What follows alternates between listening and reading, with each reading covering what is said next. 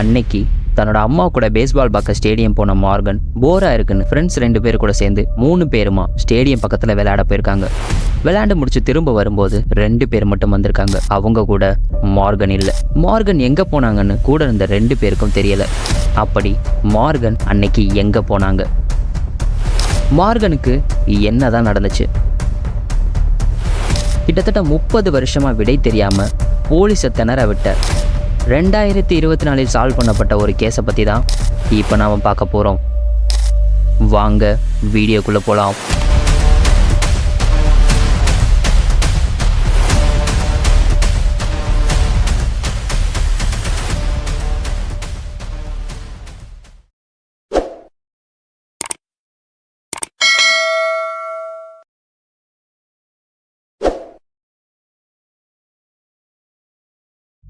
Morgan நிக் அமெரிக்காவில் ஒசார்க் ஆர்கன்சஸ்ன்ற சின்ன டவுனில் பிறக்கிறாங்க. இவங்களுக்கு ஒரு தம்பியும் ஒரு தங்கச்சியும் இருந்திருக்கு.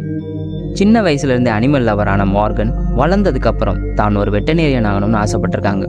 அவங்களுக்கு 6 வயசு இருக்கும்போது அவங்க பேரண்ட்ஸ்க்கு டிவோர்ஸும் ஆயிருக்கு. அப்போ தான் 1995 ஃபேமிலி ஃப்ரெண்ட் ஒருத்தவங்க மார்கனோட அம்மாவை பக்கத்து டவுனான ஆல்மால பேஸ்பால் கேமோட லீக் மேட்ச் பார்க்குறதுக்காக கூப்பிட்டுருக்காங்க. மார்கனோட அம்மா முதல்ல அதுக்கு மறுத்திருக்காங்க. அதுக்கப்புறம் அன்னைக்கு ஃப்ரைடே ஈவினிங்கிறனாலையும் அந்த ஸ்டேடியம் ரொம்பவே பக்கமாக இருந்தனாலையும் அந்த கேமை பார்க்க போகலான்னு முடிவு பண்ணுறாங்க. போகும்போது மார்கனையும் கூடவே கூட்டிகிட்டு போகலான்னு முடிவு பண்ணுறாங்க.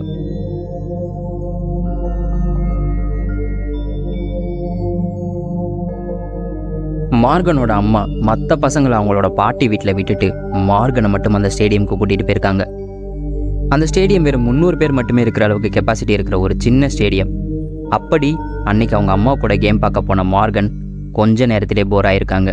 அந்த நேரத்தில் தான் அவங்களோட ஃப்ரெண்ட்ஸ் 2 பேர் அந்த ஸ்டேடியமுக்கு பேஸ்பால் பார்க்க வந்திருக்கதை நோட் பண்ணுறாங்க மார்கன்.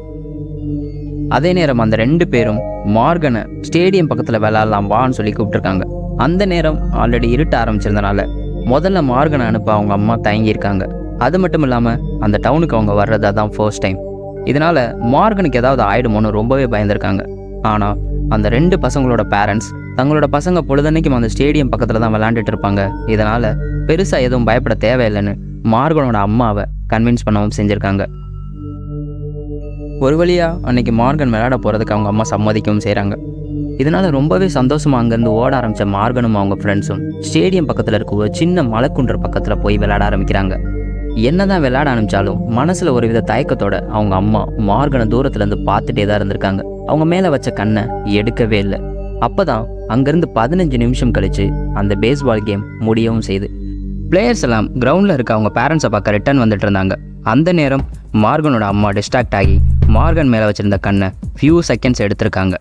அங்கேருந்து மார்கனை திரும்ப பார்க்க முயற்சி பண்ண அவங்க அம்மாவுக்கு மிகப்பெரிய ஷாக் காத்துட்டு இருந்துச்சு.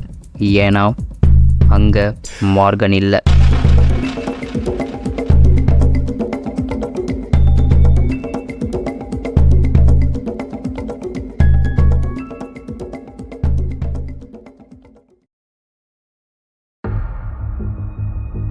மார்கன் கூட விளையாண்டுட்டு இருந்த அந்த 2 பசங்க மட்டும் தனியாக அவங்க பேரண்ட்ஸை நோக்கி நடந்து வந்திருக்காங்க. அவங்க கூடவும் மார்கன் இல்லை. மார்கன் எங்கன்னு அவங்க 2 பேருக்கிட்டையும் மார்கனோட அம்மா கேட்கும்போது அப்போது நடந்ததை சொல்ல ஆரம்பிக்கிறாங்க. அதில் விளையாண்டு முடிச்சதுக்கப்புறம் இந்த 3 பேரும் அவங்க ஷூவில் இருக்க மண்ணை உதறதுக்காக பார்க்கிங் லாட்டில் இருந்த ஒரு கார் பக்கமாக நின்றுட்டு உதறிட்டு இருந்திருக்காங்க. அப்போது மார்கன் அந்த காருக்கு பின்னாடி நின்றுட்டு இருந்திருக்காங்க. இவங்க 2 பேரும் காருக்கு முன்னாடி நின்றுட்டு ஷூவில் இருந்த மண்ணை உதறிட்டு இருந்திருக்காங்க. மண்ணை உதறினதுக்கப்புறம் இவங்க 2 பேரும் மட்டும் ஸ்டேடியம் நோக்கி நடக்க ஆரம்பிச்சிருக்காங்க. கொஞ்ச தூரம் போனதுக்கு அப்புறம் தான் மார்கன் அவங்க கூட வரலன்றதையே நோட் பண்ண ஆரம்பிக்கிறாங்க. ஒருவேளை அவங்க அம்மாவுக்காக மார்கன் பார்க்கிங் லாட்டில் வெயிட் பண்ணிட்டு இருக்கதா நினச்சிக்கிட்டு அவங்க 2 பேரும் அங்கேருந்து வந்திருக்காங்க. இதை கேட்ட மார்கனோட அம்மா உடனே பார்க்கிங் லாட்டுக்கு ஓடி போய் அவங்களோட கார் இருந்த இடத்துல செக் பண்ணி பார்க்குறாங்க. ஆனால் அங்கே மார்கன் வந்ததுக்கான எந்த சைனும் இல்லை. இதனால் மறுபடியும் ஓடி போய் ஸ்டேடியமில் செக் பண்ணி பார்க்குறாங்க. ஆனால் அங்கேயும் மார்கன் இல்லை. திரும்ப அந்த 2 பசங்க கிட்ட போய் வேறு ஏதாவது மார்கனை பற்றி இன்ஃபர்மேஷன் கிடைக்குமான்னு பார்க்குறாங்க. அப்போ தான் அவங்க கிட்ட மார்கன் எங்கே போயிருக்க வாய்ப்பு இருக்குன்னு தெரியுமான்னு கேட்டிருக்காங்க. ஆனால் அந்த 2 பசங்களும் அதை பற்றி எந்த ஐடியாவும் இல்லைன்னு சொல்லியிருக்காங்க. அதோட அவங்க விளையாண்டுட்டு இருக்கும்போது பார்க்கிங் லாட்டில் ஒரு நபரை பார்த்ததாகவும் சொல்லியிருக்காங்க. அந்த நபர் ஒரு ரெட் கலர் பிக்கப் ட்ரக் பக்கத்தில் நின்று மேட்ச் பார்த்துக்கிட்டே அப்பப்போ இந்த பசங்களை பார்த்துட்டும் இருந்திருக்கான். அது மட்டும் இல்லாமல் அந்த நபர் அவங்க கிட்ட வந்து ஏதோ சொல்லவும் செஞ்சுருக்கான். ஆனால் அவன் என்ன எக்ஸாக்டாக சொன்னான்னு அந்த பசங்களால் ரீகால் பண்ண முடியலை. இதையெல்லாம் கேட்டு தெரிஞ்சுக்கிட்ட மார்கனோட அம்மா அந்த நபர் கூட மார்கன் காணாமல் போனதுக்கு காரணமாக இருக்கலாம்னு உடனே போலீஸை காண்டாக்ட் பண்ணி நடந்ததை எல்லாம் இன்ஃபார்ம் பண்ணவும் செய்கிறாங்க. 6 நிமிஷத்துக்கு அப்புறம் ஸ்டேடியம்க்கு வந்த ஆஃபீஸர்ஸ் முதல் வேலையாக மார்கன் கூட விளையாண்டுட்டு இருந்த அந்த 2 பசங்க கூட பேச ஆரம்பிக்கிறாங்க. அப்போ அந்த பசங்க கூட பேசும்போது அந்த நபரை பற்றின இன்னும் சில டீட்டெயில்ஸ் போலீஸால் தெரிஞ்சுக்க முடிஞ்சுது. கிடைச்ச எல்லா இன்ஃபர்மேஷனையும் கேதர் பண்ணி போலீஸ் ஒரு கன்க்ளூஷனுக்கு வராங்க. அதில் அந்த நபர் 23லேருந்து 30 வயதுக்குள்ளே இருக்கிற 6 அடி உயரமுடைய டார்க்காக மீசதாடி வச்சுருக்க ஒரு ஆளாக தான் இருக்கணும்னு போலீஸால் சொல்லப்பட்டுச்சு.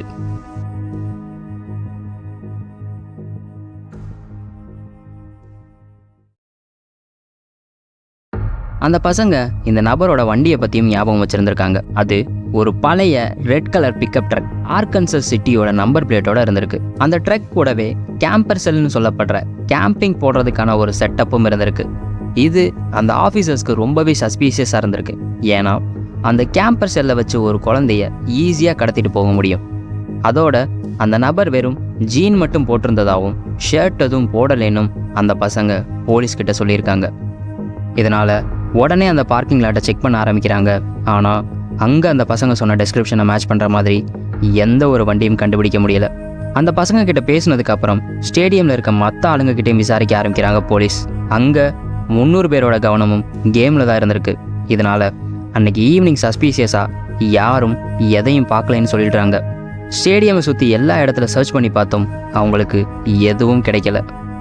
இதனால் அவங்க தேடுதல் ஸ்டேடியம் சுற்றி இருக்க தெருக்கள் வரைக்கும் நீட்டிக்கப்பட்டுச்சு.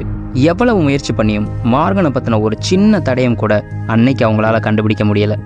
இதனால் ரொம்பவே மனசு உடைஞ்சு போன மார்கனோட அம்மா வீட்டுக்கு போக மறுத்திருக்காங்க. அன்னைக்கு நைட்டு ஃபுல்லாக பக்கத்தில் இருந்த ஃபயர் ஸ்டேஷனில் தான் இருந்திருக்காங்க. மறுநாள் தேடுதல் வேட்டை இன்னும் தீவிரமாக்கப்படுது. அதோட மார்கன் காணாமல் போன நியூஸ் அந்த ஏரியா முழுக்க காட்டுத்தீ மாதிரி பரவ ஆரம்பிக்குது. இதனால் பல வாலண்டியர்ஸ் தானா முன் வந்து இந்த தேடுதலில் ஜாயின் பண்ணுறாங்க. கூடிய சீக்கிரமே இந்த தேடுதலில் ஜாயின் பண்ண FBI ஹெலிகாப்டர் உதவியோட தேட ஆரம்பிக்கிறாங்க. அதோட கிடைச்ச டெஸ்கிரிப்ஷன்லாம் வச்சு சஸ்பெக்டோட முகம் ஸ்கெட்ச் பண்ணப்படுது. அப்படி வரையப்பட்ட சஸ்பெக்டோட இமேஜை மார்கன் ஃபோட்டோவோட சேர்த்து நோட்டீஸ் ஒன்று ரெடி பண்ணி அதை அந்த ஊர் ஃபுல்லாக டிஸ்ட்ரிபியூட் பண்ணவும் செய்கிறாங்க. இது மூலமாக கண்டிப்பாக யாராவது அந்த நபரை அடையாளம் காட்ட முன் வருவாங்கன்னு நம்பினாங்க போலீஸ். அவங்க நினச்ச மாதிரியே அன்னைக்கு ஈவினிங்கே போலீஸ்க்கு இன்ஃபர்மேஷன்ஸ் வர ஆரம்பிக்குது.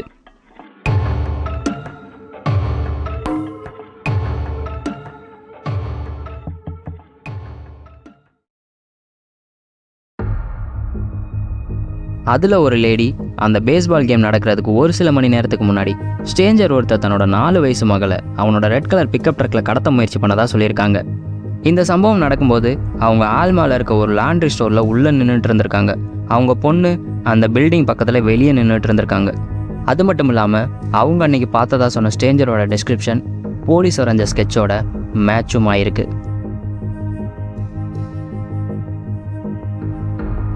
மார்கன் காணாமல் போன மறுநாள் போலீஸ்க்கு ஆல்மா பக்கத்தில் இருக்க ஃபோர்ட் ஸ்மித்ன்ற இடத்துல ஒரு விட்னஸ் கிட்ட இருந்து ரிப்போர்ட் வந்திருக்கு. அதில் ஒரு நபர் 9 வயசுள்ள ஒரு பொண்ணை பப்ளிக் ரெஸ்ட் ரூம்குள்ளே இழுத்துட்டு போக முயற்சி பண்ணதாகவும் ஆனால் அந்த பொண்ணு எப்படியோ மேனேஜ் பண்ணி அங்கேருந்து தப்பிச்சிட்டதாகவும் சொல்லியிருக்காரு. அது மட்டும் இல்லாமல் இந்த நபர் கொடுத்த டெஸ்கிரிப்ஷனும் போலீஸ் வரைஞ்ச ஸ்கெட்சோட மேட்ச் ஆயிருக்கு.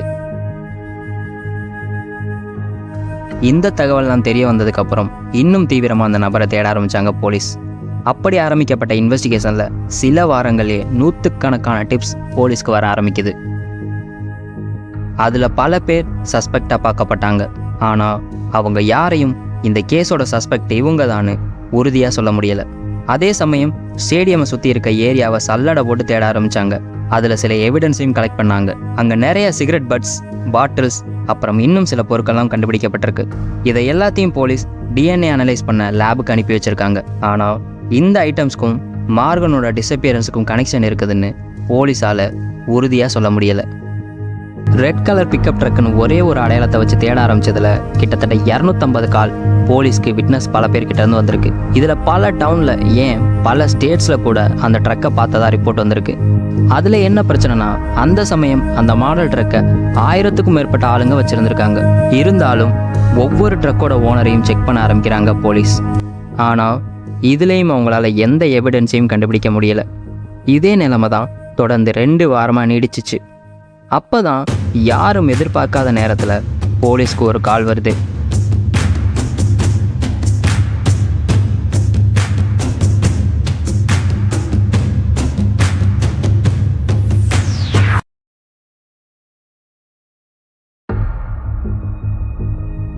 ஆல்மாலேருந்து 3 மணி நேர தூரத்தில் இருக்க ஒரு டவுன் தான் ஸ்டுட்கார்ட்.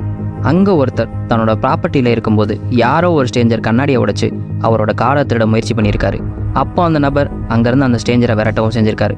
அப்போ அந்த ஸ்ட்ரேஞ்சர் கையில் ஒரு சின்ன பொண்ணு இருக்கதையும் அந்த நபர் பார்த்துருக்காரு.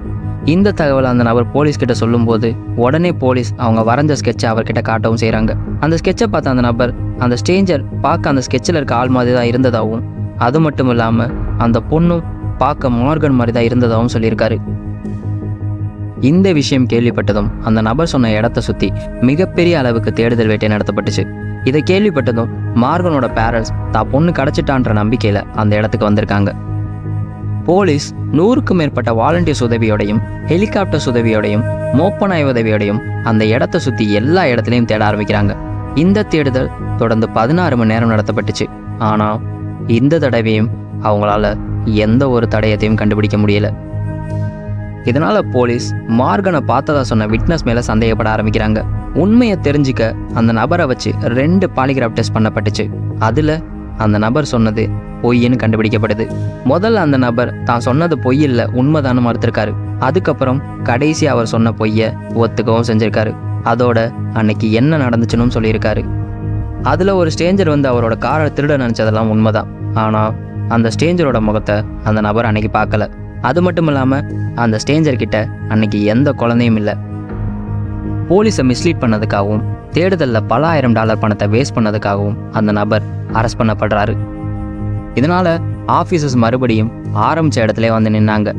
இருந்தாலும் அவங்க கிவ் அப் பண்ண தயாராக இல்லை.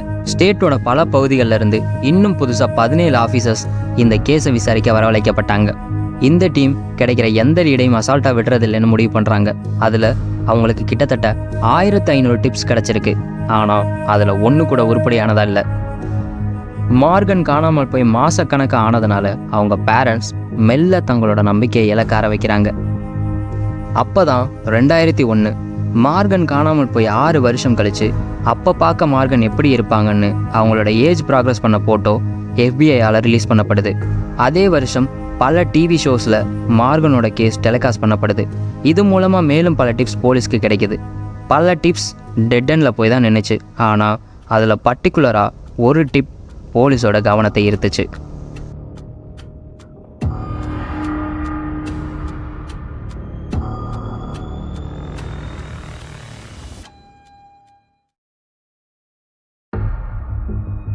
அதில் போலீஸ்க்கு கால் பண்ண ஒரு நபர் மார்கனோட பாடி ஆல்மாலேருந்து 1 மணி நேர தூரத்தில் இருக்க பூன்வில்ல இருக்க ஒரு ப்ராப்பர்ட்டி கீழே புதைக்கப்பட்டிருக்கதா சொல்லியிருக்காரு. போலீஸ் இந்த டிப்பை ரொம்பவே சீரியஸாக எடுத்துக்கிட்டாங்க. ஏன்னா கால் பண்ண அந்த நபர் ஸ்பெசிஃபிக்காக பல டீட்டெயில்ஸை இந்த கேஸை பற்றி சொல்லியிருந்திருக்காரு. அந்த சமயம் இந்த டீட்டெயில்ஸ் எல்லாம் போலீஸால் பப்ளிக்காக அனௌன்ஸ் பண்ணப்படாமல் தான் இருந்திருக்கு.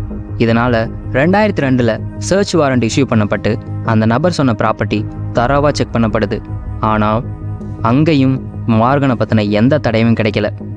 அப்போ இருந்து இந்த கேஸ் மெல்ல மெல்ல ஒரு கோல்ட் கேஸாக மாற ஆரம்பிக்குது. அப்போ தான் 2010 போலீஸ்க்கு மறுபடியும் ஒரு டிப் கிடைக்கிது. ஆனால் இந்த தடவை வேறு ஸ்டேட்டில் இருந்து. இருந்தாலும் அங்கேயும் போய் தேடி பார்க்குறாங்க. வழக்கம் போல் நோ எவிடன்ஸ். 2017 மறுபடியும் அதே வீட்டில் தேடுதல் வேட்டை நடத்தப்படுது. ஆனால் இந்த தடவை வேற ஒரு இன்வெஸ்டிகேஷனுக்காக அங்கே வந்திருக்காங்க. அப்போ தான் அந்த வீட்டில் இதுக்கு முன்னாடி இருந்த நபர் மைனருக்கு எதிராக பல கிரைம்ஸ் பண்ணி பல தடவை ஜெயிலுக்கு போயிருந்ததும் தெரிய வருது. அது மட்டும் இல்லாமல் அந்த நபர் இதே மாதிரி சிமிலரான இன்னொரு கேஸில் சஸ்பெக்டாக இருக்கதும் தெரிய வருது. இருந்தாலும் அந்த வீட்டில் இருந்து எந்த ஒரு புது க்ளூவும் போலீஸ்க்கு கிடைக்கல. 2019 இந்த கேஸை பற்றின ஒரு புது டாக்குமெண்ட்ரி டிவியில் ஒளிபரப்பப்படுது. அதில் முதல் முறையாக அந்த ரெட் கலர் பிக்கப் ட்ரக்கோட ஃபோட்டோவை போலீஸ் ரிலீஸ் பண்ணியிருக்காங்க. அன்னைக்கு பேஸ்பால் கேம் பார்க்க வந்த ஒருத்தரோட கேமராவில் எதர்ச்சியாக அந்த ட்ரக் பதிவாயிருந்திருக்கு. ஆனால் அந்த ஃபோட்டோவோட புவர் குவாலிட்டினாலையும் ஆங்கிள்னாலையும் இதை வச்சு அந்த ட்ரக்கை கண்டுபிடிக்கிறது ரொம்பவே சவாலான ஒன்றா தான் இருந்திருக்கு. அந்த டாக்குமெண்ட்ரி ரிலீஸ் ஆனதுக்கப்புறம் அந்த ட்ரக்கோட ஓனர் பற்றின இன்ஃபர்மேஷன் தெரிஞ்சால் சொல்லலாம்னு சொல்லி பப்ளிக் கிட்ட கேட்டிருக்காங்க போலீஸ். ஆனால் உருப்படியான எந்த ஒரு லீடும் போலீஸ்க்கு கிடைக்கல. 2021 வரைக்கும் எந்த முன்னேற்றமும் இல்லாமல் இந்த கேஸ் அப்படியே தான் இருந்துச்சு. அப்போ தான் இன்வெஸ்டிகேட்டர்ஸ் கடைசியாக தங்களோட மெயின் சஸ்பெக்டை பற்றி பப்ளிக்காக அனௌன்ஸ் பண்ண செய்கிறாங்க. அந்த நபர் பில்லி லிங்க்ஸ்.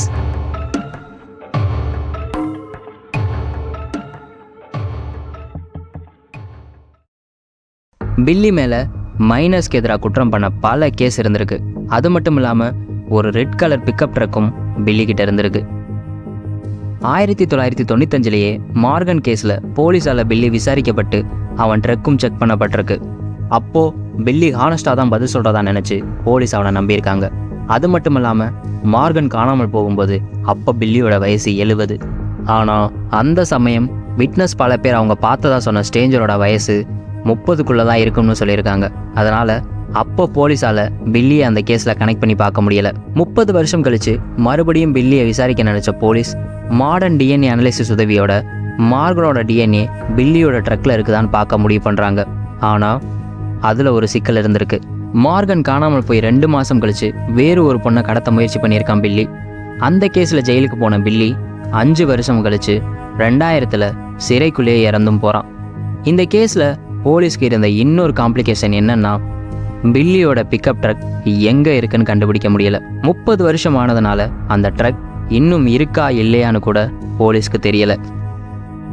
பில்லி அரெஸ்ட் பண்ணப்பட்டதுலேருந்து ஓனர்ஷிப்பை வச்சு அந்த ட்ரக்கை ட்ரேஸ் பண்ண முடிவு பண்ண போலீஸ் ஒரு வழியாக அதை கண்டுபிடிக்கவும் செய்கிறாங்க. ஆச்சரியப்படுற வகையில் அந்த ட்ரக் அப்போ வரைக்கும் ஓடிட்டே தான் இருந்திருக்கு. அந்த ட்ரக்கோட கரண்ட் ஓனரும் அந்த ட்ரக்கை எக்ஸாமின் பண்ண அனுமதிக்கவும் செய்கிறாரு. அப்படி எக்ஸாமின் பண்ணதில் அந்த ட்ரக்கில் இருந்து ஒரு சில ஹேர் சாம்பிள்ஸ் கண்டுபிடிக்கப்படுது. அந்த சாம்பிள்ஸ் டெக்சாஸில் இருக்க ஒரு லேபுக்கு அனுப்பப்பட்டு டெஸ்ட் பண்ணப்படுது. கிட்டத்தட்ட 8 மாத ப்ராசஸ்க்கு அப்புறம் கடைசியாக இந்த கேஸில் ஒரு பிரேக் த்ரூவும் கிடைக்கிது. கிடைச்ச ஹேரில் இருந்த டிஎன்ஏ எக்ஸ்ட்ராக்ட் பண்ணப்பட்டு மார்கன் அம்மாவோட டிஎன்ஏவோட மேட்ச் பண்ணப்படுது. அதில் அவங்களுக்கு க்ளோஸ் ஜெனடிக் மேட்ச் ஒன்று கிடைக்கிது. இது மூலமாக அந்த ஹேர் சாம்பிள்ஸ் மார்கனோடது தான் போலீஸால் கன்ஃபார்ம் பண்ணப்படுது. இந்த எவிடன்ஸ்லாம் அடிப்படையாக வச்சு அக்டோபர் 1, 2024 போலீஸால் ஒரு ப்ரெஸ் கான்ஃபரன்ஸ் கண்டக்ட் பண்ணப்படுது. அதில் மார்கனை கடத்தின கேஸில் பில்லி லிங்க்ஸ் தான் உண்மையான குற்றவாளின்னு போலீஸால் அஃபீஷியலாக அனௌன்ஸ் பண்ணப்படுது. ஆனால் துரதிர்ஷ்டவசமாக சம்பவம் நடந்து 29 வருஷம் ஆனதுனால மார்கன் உயிரோடு தான் இருப்பாங்கன்ற நம்பிக்கை அங்கே யாருக்கும் இல்லை. மார்கன் கடத்தப்பட்ட கொஞ்ச நாளிலேயே பில்லியால் கொலை பண்ணப்பட்டிருக்கலாம்னு போலீஸால் நம்பப்பட்டுச்சு. அப்படின்னா மார்கனோட ரிமைன்ஸ்லாம் எங்கே இருக்குன்னு கேட்டால் போலீஸ்கிட்ட எந்த பதிலும் இல்லை. என்னதான் சால்வ் பண்ணப்பட்டதா இந்த கேஸ் அறிவிக்கப்பட்டாலும் மார்கனோட ரிமைன்ஸை தேடுற தேடுதல் வேட்டை இப்போ வரைக்கும் தொடர்ந்து நடந்துட்டு தான் இருக்கு. பில்லியா வந்து மார்கனோட ரிமைன்ஸ் எங்கே இருக்குன்னு சொல்கிற வரைக்கும் இந்த டாஸ்க் சாத்தியமே இல்லாத ஒன்று தான். மார்கனை கடத்தும் போது பில்லிக்கு வயசு 70. அதனால் இதுக்கு முன்னாடி இதே மாதிரி நடந்த பல கேஸில் பில்லி சம்மந்தப்பட்டிருக்க வாய்ப்பு இருக்குது. அது மட்டும் இல்லாமல் வேர்ல்டு வார் 2 நடந்த டைமில் பில்லி மிலிட்ரியில் சர்வீஸ் பண்ணிட்டும் இருந்திருக்கான். ஸோ அங்கே கற்றுக்கிட்ட ஸ்கில்ஸ்லாம் வச்சு இந்த கிட்னாப்லாம் அவன் ஈஸியாக பண்ணியிருக்கணும்னு போலீஸால் சொல்லப்பட்டுச்சு.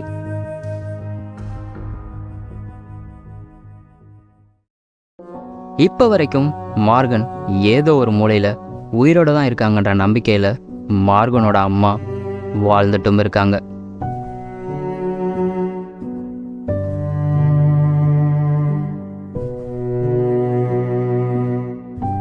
இந்த கேஸை பற்றி நீங்கள் என்ன நினைக்கிறீங்கன்னு உங்களோட கமெண்ட்ஸை கமெண்ட் பாக்ஸில் மென்ஷன் பண்ணுங்கள்.